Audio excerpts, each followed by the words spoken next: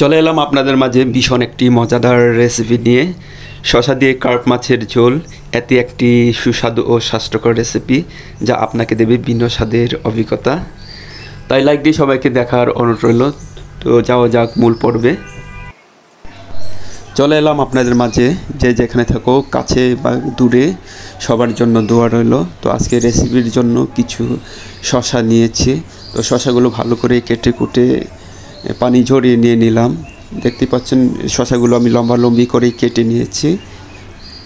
টমেটোগুলো বাজার খুবই সস্তা, তো টমেটো 250 গ্রামের মতোই হবে। 250 গ্রাম টমেটো নিয়েছি। টমেটোগুলো ডুমো করে কেটে নিলাম।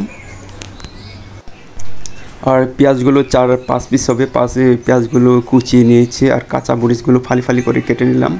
আর কিছু সংখ্যক আলুগুলো বেঁচে ছিল, তো আলুগুলো ডুমো করে কেটে নিলাম। তো হলুদ আর লবণ দিয়ে মাছগুলো মেখে নিয়েছি। মাঝখানে ভিডিওটা বন্ধ হয়ে গেছিলো, মাছগুলো একদম মাখানো হয়ে গেছে। মাছগুলো ভেজে নেব। তো চুলায় কড়াইটা বসিয়ে দিলাম, অলরেডি গরম হয়েছে। এই ফাঁকে তেলগুলো অ্যাড করে নেব মাছ ভাজার জন্য। তেলগুলো অ্যাড করে নিলাম। অপেক্ষা করে নিতে হবে যতক্ষণ পর্যন্ত তেলটা গরম না হয়ে আসছে। তেল একদম গরম হয়ে গেছে, তো মাছগুলো ভেজে নিয়ে নিতে হবে।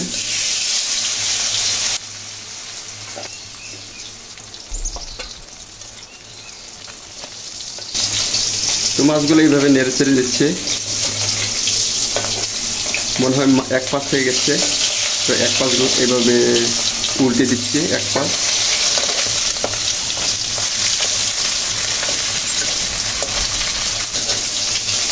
তো মাছগুলো পুরোপুরি ভাজা হয়ে গেছে, উঠিয়ে নিতে হবে। তো মাছগুলো উঠিয়ে নিচ্ছি।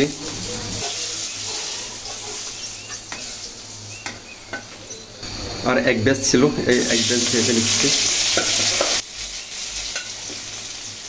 তো অনেকদিন হয় সময়ের কারণে আপনাদের পরিবারে ঘুরে আসতে পারি না, তো মাঝে মাঝে চেষ্টা করি যে ঘুরে আসতে। তো মাছগুলো এভাবে ভেজে নিচ্ছি। তো কিছু সময় নিয়ে মাছগুলো ভেজে নিলাম। মাছগুলো ভাজা হয়ে গেছে, কত সুন্দর করে ভেজে নিলাম মাছগুলো। দেখো একদম ভাঙিনি।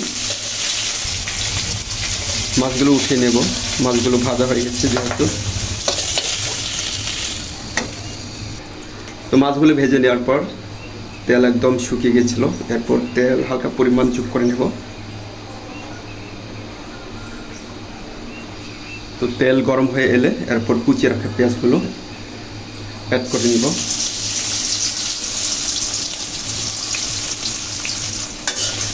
এভাবে নেড়ে ছেড়ে দিতে হবে। হালকা বাদামি কালার করে ভেজে নেব, যেন পেঁয়াজের কাঁচা গন্ধটা যেন না থাকে। তো পেঁয়াজগুলো প্রায় বাদামি কালার হয়ে আসছে। আর কিছু সময় নিয়ে ভেজে নেব পেঁয়াজগুলো। তো পেঁয়াজগুলো ভাজা হয়ে গেলে এরপর যোগ করে নিয়ে নিতে হবে আদা বাটা 1 চা চামচ। আর এই যে রসুন বাটা, রসুনগুলো আমি শিল বাটায় বেটে রেখেছিলাম, এগুলো 1 চা চামচ অ্যাড করে নিলাম।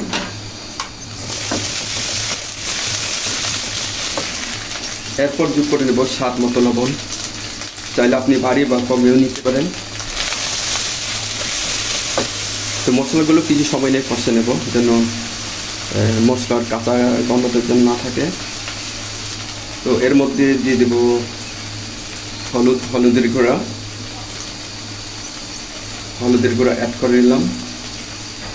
ধনিয়ার গুঁড়া অ্যাড করে নিলাম। তো মাছের মশলা 1 চা চামচ, জিরা গুঁড়া, হালকা পানি যোগ করে নেব।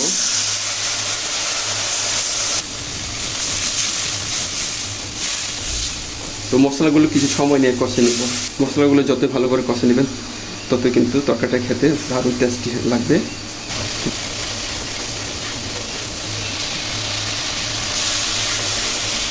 তো বন্ধুরা কিছু সময় নিয়ে মশলাগুলো কষে নেওয়ার পর একদম মশলা থেকে তেল ছেড়ে দিয়েছে। আমার যে সকল ভাই ও বোনেরা যে যেখান থেকে দেখছো লাইক দিয়ে দেখে নিও। তো আপনার একটি লাইক আমাকে ভিডিও বানাতে সহযোগিতা করবে।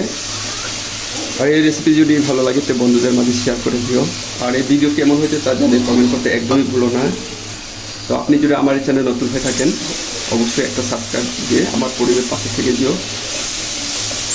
সাবস্ক্রাইব করার জন্য অনুরোধ রইল। তো মশলাগুলো কষানো হয়ে গেছে, সবজিগুলো অ্যাড করে নেব।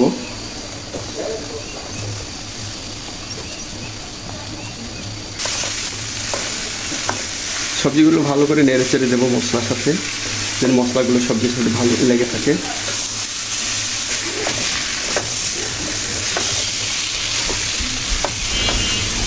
আর ইতিমধ্যে যারা যারা আমার এই পরিবারের পাশে আছেন, তো এইভাবে পাশে থাকবেন, কাছে থাকবেন, তো আমিও আপনাদের পাশে থাকবো ইনশাল্লাহ। তো কিছু সময়ের জন্য ঢাকনা দিয়ে দেখে রাখবো।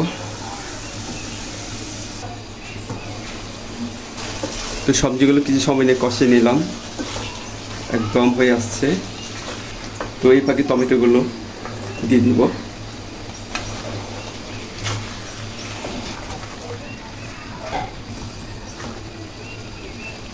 তো আবার কিছু সময়ের জন্য ঢাকনা দিয়ে ডেকে রাখলাম। তো কিছু সময় নিয়ে কষে নিলাম, একদম হয়ে গেছে। তো এরপর যোগ করে নেব কাঁচামরিচ। যেহেতু আমি জাল তেমন বেশি পছন্দ করি না, তো সবার শেষে কাঁচামরিচটা এভাবে যোগ করে নিলাম। আর এই যে ভেজে রাখা মাছগুলো এভাবে যোগ করে নেব।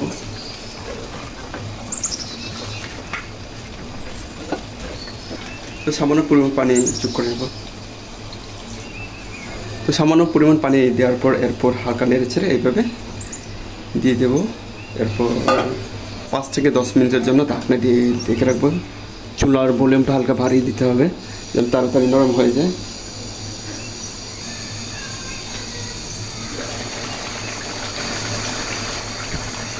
তো কিছু সময় নিয়ে রান্না করে নেওয়ার পর একদম হয়ে আসছে আমার আজকের রেসিপিটা। এরপর যোগ করে নিতে হবে ধনিয়া পাতা। যোগ করে নিলাম এই কারণে, কারণ তরকারিটা হেভি টেস্টি হবে, খেতে দারুণ লাগবে। আর 1 মিনিটের জন্য ঢাকনা দিয়ে চাপা দিয়ে রাখবো। তো 1 মিনিট পর আবার চলে এলাম। দেখো বন্ধুরা, আমার এই রেসিপি একদম রেডি। তো আজকে আমার এই রেসিপি আপনাদের যদি একান্তই ভালো লেগে থাকে, তো পরবর্তী রেসিপি দেখার জন্য সবাইকে আমন্ত্রণ রইল। তো আজকে এই পর্যন্ত। আল্লাহ হাফেজ, সবাই ভালো থাকবেন।